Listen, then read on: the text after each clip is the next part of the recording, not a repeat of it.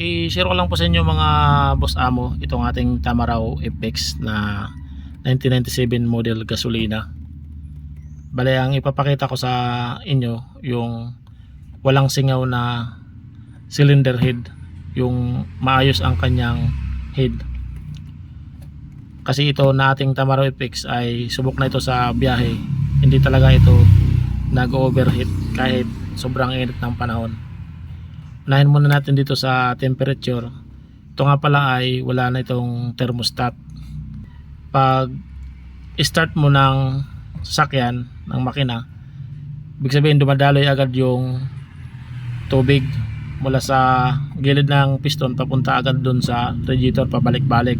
Di tulad ng mayroon thermostat ay nakatambay muna yung tubig na sa may gilid ng piston. Pag mainit na, papalitan naman yun ng galing sa radiator. Kumbaga papalit-palit lang. Yun ang gamit ng thermostat.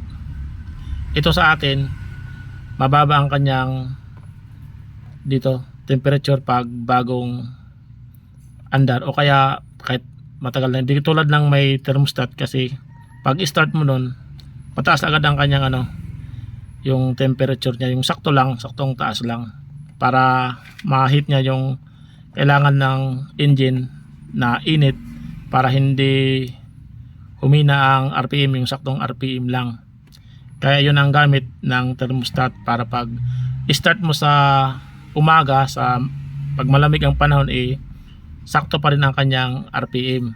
Di tulad nito na walang thermostat, kailangan mo pa siya painitin para umangat ang kanyang RPM, temperature, yung saktong angat lang.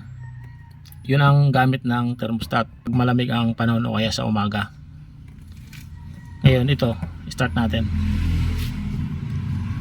Tapos hindi ito yung bumubulwak tubig.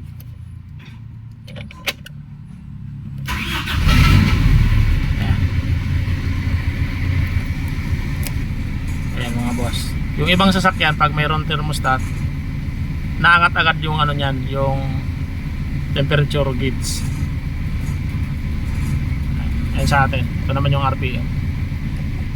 Parado tayo sa radiator. Kapag mapagkakamalan mo mayroon siyang singaw kasi maangat yung tubig. Ayan. Ano yung gagawin natin dyan? I-rev natin.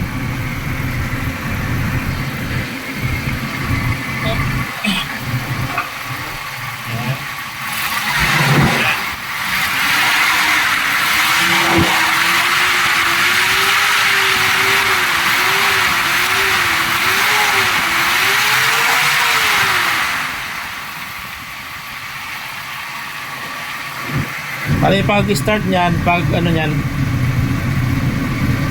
dito lalabas na galing doon sa piston, tapos hihigupin naman doon pabalik.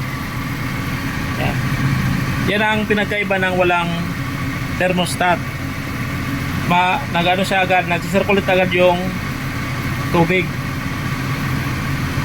kahit malamig pa, tuloy-tuloy lang yung circulate niya ng tubig. Yan. Yan mga boss hindi siya singaw. Ganyan ang niya dahil nga sa walang takip. At dapat pag start mo, hindi yung bumubulwak.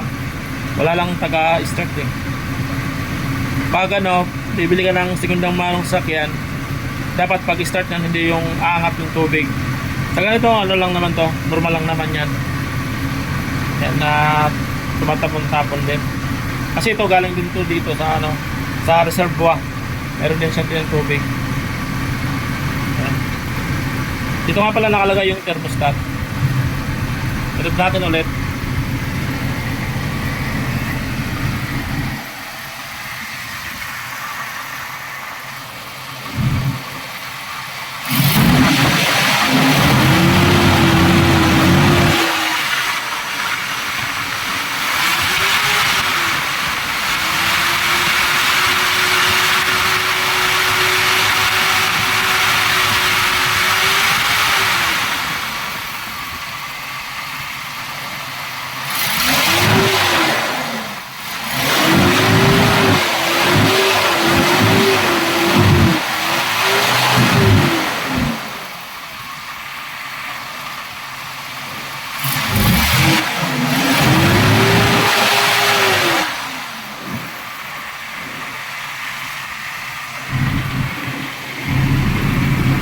Kung mapapansin mo, parang may umaangat na konti kasi ano yan eh, may pressure kasi yan eh, malakas yung higop doon ng ano, water pump.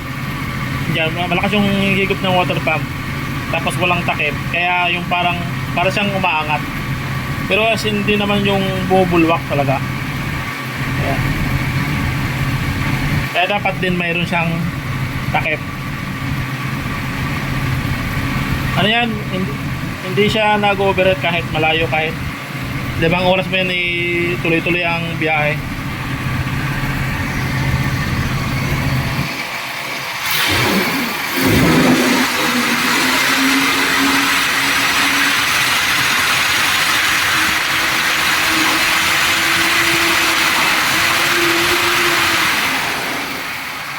Saka para sigurado na hindi mag-overheat, kailangan din pa overhaul din natin yung radiator kasi ito medyo matagal na rin itong tubig na ito.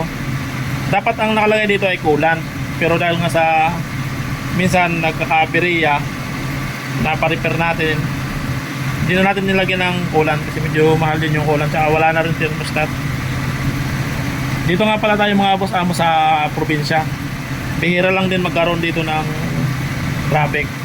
Kumbaga di naman ano, babad sa init ang ating sasakyan.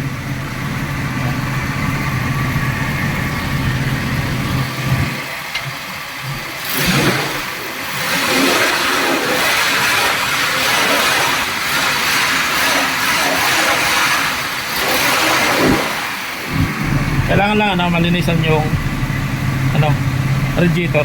Pero ano yan, walang singaw ganyan. Kasi